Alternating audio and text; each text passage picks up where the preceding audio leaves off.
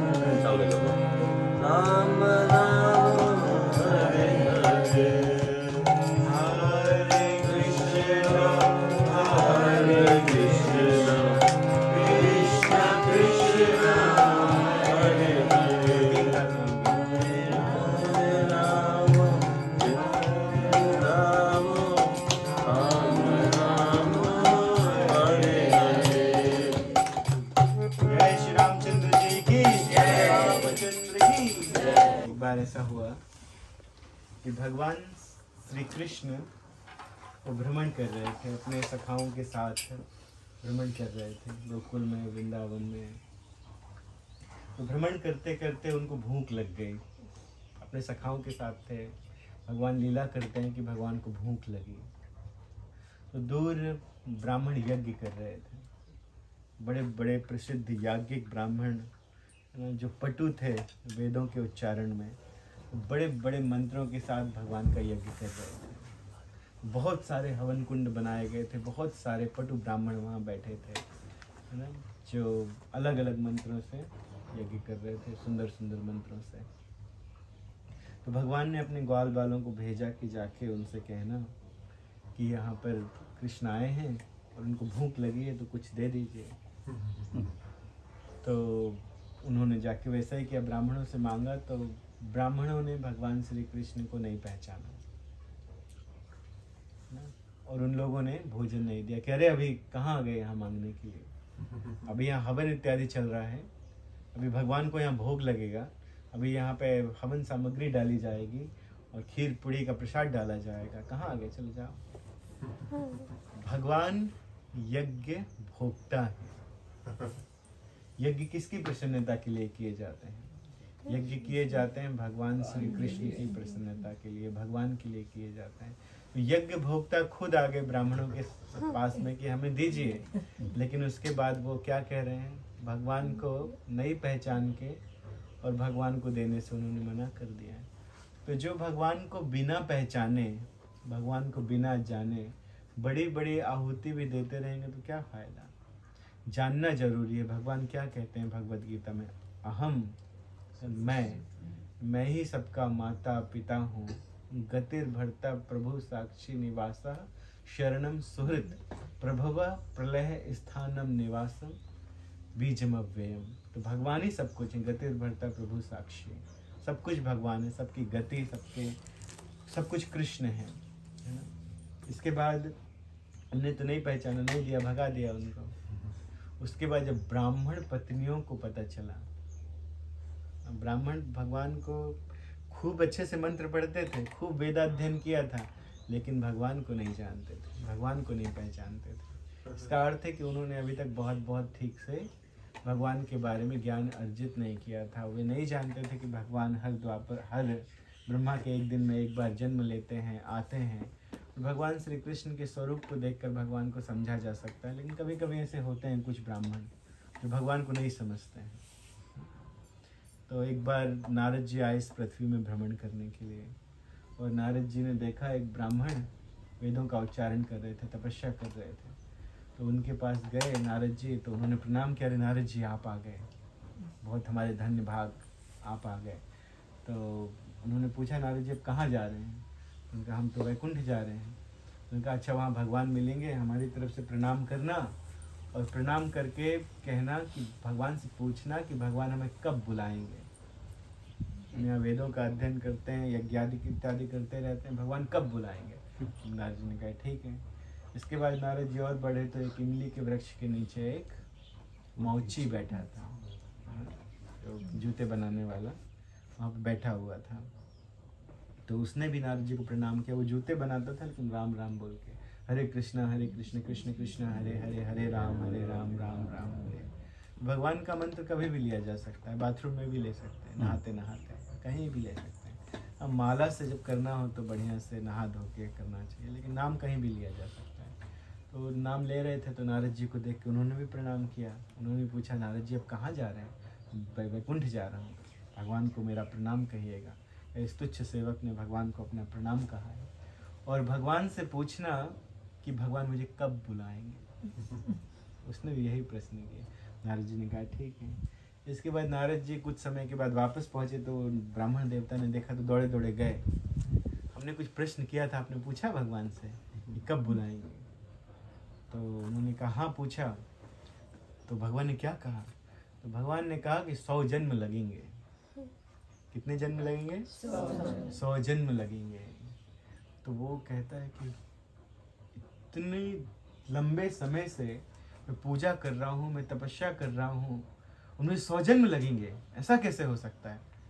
अच्छा बताइए भगवान क्या कर रहे थे वैकुंठ में? वो थोड़ा भ्रमित हो गए, उनको लगा कि लगता है ये नहीं गए, ऐसे ही बोल रहे हैं, अपने मन से बना के बोल रहे हैं। तो उन्होंने पूछा अच्छा बताइए भगवान वैकुंठ में क्या कर रहे थे? तो उन्होंने कहा भगवान एक सुई लिए थे और एक हाथ में हाथी लिए थे, और हाथी को सुई से डालते थे, इस तरफ से निकालते थे, फिर इस तरफ से डाल रहे थे, इस तरफ से निकाल रहे थे। हाँ समझ गए ठीक है ऐसे बोल के वो अपने काम में लग गए। अरे ऐसे ही फेंक रहे हैं, ये भगवान के धाम नहीं गए। फिर उसके बाद भगवान गए, नारद जी गए मौची के पास। नारद जी मौची के पास गए तो मौची बहुत प्रसन्न हो गया, उसने दंडवत किया, दंडवत प्रणाम करके उसने कहा कि आप कैसे हैं? सब ठीक है, कुशल मंगल है, मुझे आशीर्वाद दीजिए। और आप भगवान के धाम गए थे? तो उन्होंने कहा हाँ। कैसे हैं हमारे भगवान? ठीक हैं, वो बिल्कुल ठीक हैं। तो पूछा कि बताइए कि भगवान क्या कर रहे थे? उन्होंने पहले पूछा कि बताइए कि मुझे कब बुलाएंगे भगवान? तो उन्होंने कहा कि ये तुम्हारा अंतिम जन्म है, अंतिम जन्म, इसके बाद सीधे भगवत धाम जाओगे। तो उन्होंने इतनी बड़ी कृपा मेरे ऊपर, मेरे जैसे तुच्छ प्राणी के ऊपर भगवान इतनी बड़ी कृपा करेंगे। मैं तो यहाँ जूते बनाता हूँ, लोग मुझे छूते नहीं हैं, ब्राह्मण इत्यादि मुझे छूते भी नहीं हैं। नहीं आप इतने बढ़िया से जप करते हैं कि ये अंतिम जन्म है। अच्छा बताइए मेरे प्रभु वैकुंठ में क्या कर रहे थे? तो उन्होंने यही कहा कि भगवान एक सुई लिए थे, एक हाथी लिए थे, हाथी को इस तरफ से छेद में डालते थे, इस तरफ से निकालते थे, फिर छेद में इस तरफ से डालते थे, इस तरफ से निकालते थे। तो बहुत जोर जोर से नाचने लगे, हरी बोल हरी बोल हरी बोल, खूब खुश हो गए, नाचने लगे। तो नारद जी विश्वास हो गया तुमको? हाँ क्यों नहीं हो गया, बिल्कुल हो गया। इतना सा छेद, इतना बड़ा हाथी कैसे जाएगा? मेरे प्रभु कुछ भी कर सकते हैं, मेरे प्रभु कुछ भी कर सकते हैं। जो मेरे प्रभु अपनी छोटी सी उंगली में नाखून के टिप के ऊपर गोवर्धन उठा सकते हैं, क्या वो सुई के छेद में हाथी नहीं डाल सकते? फिर उन्होंने कहा कि मैं इस इमली के वृक्ष के नीचे बैठा हूँ। देखिए इमली का वृक्ष कितना विशाल वृक्ष है, कितना विशाल वृक्ष है ना। फिर उसके बाद एक इमली का एक बीज गिरा हुआ, तो उन्होंने बीज उठाया और बीज उठा के दिखा के कहते हैं कि जब भगवान इतने छोटे से बीज के अंदर इतना विशाल इमली का वृक्ष यदि भर सकते हैं, इतने छोटे से बीज के अंदर इतना विशाल वृक्ष अगर भगवान ने बना दिया, तो सुई के छेद में अगर हाथी को डाल दे, निकाल दे, तो इसमें क्या बड़ी बात है। तो उनमें पूरा विश्वास था। तो नारद जी बहुत प्रसन्न हुए और कई प्रकार के उनको आशीर्वाद दिए, भगवान में आपकी मति लगे, भक्ति मिले, संत बन गए और वो शरीर त्याग करके भगवान के धाम में गए। तो ये बड़े बड़े याज्ञिक ब्राह्मण बैठे हैं, लेकिन उनमें भगवान के प्रति श्रद्धा नहीं है, विश्वास नहीं है। यज्ञ तो कर रहे हैं लेकिन एक नियम मान के कर रहे हैं। तो भगवान, कई जगह ऐसा लिखा है कि भगवान प्रेम के भूखे हैं, प्रेम के पुजारी हैं। कभी कभी ब्राह्मण बड़ी बड़ी आयोजन करते हैं, बड़े बड़े अनुष्ठान करते हैं, लेकिन वहाँ भी भगवान नहीं जाते हैं। भगवान कहाँ चले जाते हैं? दुर्योधन को मेवा त्यागो साग बिदुरगर खाई, सबसे ऊंची प्रेम सगाई। तो भगवान प्रेम के भूखे हैं, है ना।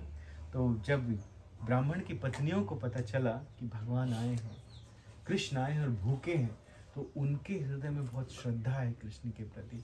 तो वो तरह तरह के पकवान सजा के, भोग लगा हो नहीं लगा हो, अभी ब्राह्मणों ने अर्पित किया हो नहीं किया हो, बड़ी बड़ी परातों में बहुत बहुत भगवान के लिए प्रसाद सजा के और लेके गई और भगवान से कहती हैं कि भगवान इसे ग्रहण कीजिए। तो ये ब्राह्मण पत्नियां ये भगवान को जान गई, भगवान को समझ गई, भगवान की भक्ति करती हैं, लेकिन अभी तक ब्राह्मण पुरुष नहीं समझ पाए। तो भगवान प्रेम के पुजारी है ना। ये स्त्रियां सुनती भी होंगी दूसरी स्त्रियों से, गोपियों से, कि भगवान ने क्या क्या लीलाएं की। भगवान जो लीला करते हैं वृंदावन में, वो सर्वत्र सब जगह फैल जाती हैं, है ना। क्योंकि उस समय बहुत शीघ्रता से फैलती थी। नारद मुनि इत्यादि ऋषि और लोग भी आपस में बात करते थे, अरे कृष्ण कन्हैया लाल ने गोवर्धन उठाया, अरे कृष्ण कन्हैया लाल केवल 3 दिन के थे, 6 दिन के थे, उन्होंने पूतना को मार दिया, है ना। इतने बड़े राक्षस उठा के ले गया था, उसकी भूमि पे पटक दिया। तो ये सब चर्चाएं फैलती रहती थी सब जगह। तो कुछ लोगों ने माना, कुछ लोगों ने नहीं माना। तो स्त्रियों का जो सहज स्वभाव होता है, हृदय में करुणा होती है, प्रेम होता है, जल्दी विश्वास करती हैं। तो भगवान क्या चाहते हैं कि हमारा हृदय कैसा हो? जिसके हृदय में चातुरी है, जिसका हृदय जो है वो बहुत सोच समझ के किसी चीज़ को तर्क वितर्क करके फिर किसी चीज़ को ग्रहण करता है, तो वैसे लोग भी भगवान को उतने पसंद नहीं है। लेकिन जिसका हृदय कोमल है, माखन के समान, जो लोग इनोसेंट हैं, तो उनको भगवान बहुत पसंद करते हैं। तो इसीलिए कहा जाता है कि अपने हृदय को माखन की तरह बनाओ। जब हम अपने हृदय को माखन की तरह बनाएंगे तो भगवान माखन को जैसे चुराते हैं, वैसे भगवान हमारे हृदय को भी चुरा लेंगे, है ना। तो अपने हृदय को माखन की तरह कोमल बनाना है, जैसे ब्राह्मण पत्नियों का हृदय है। तो ब्राह्मण पत्नियों ने इतने बढ़िया से भगवान का प्रसाद बनाया है। आज हम लोग ब्रेकफास्ट खाना चाहते थे और हमने 56 भोग बनाया है, भगवान को ऑफर भी किया है। अब हम लोग चल के भगवान का प्रसाद खाएंगे। बोले कृष्ण कन्हैया लाल की जय। श्री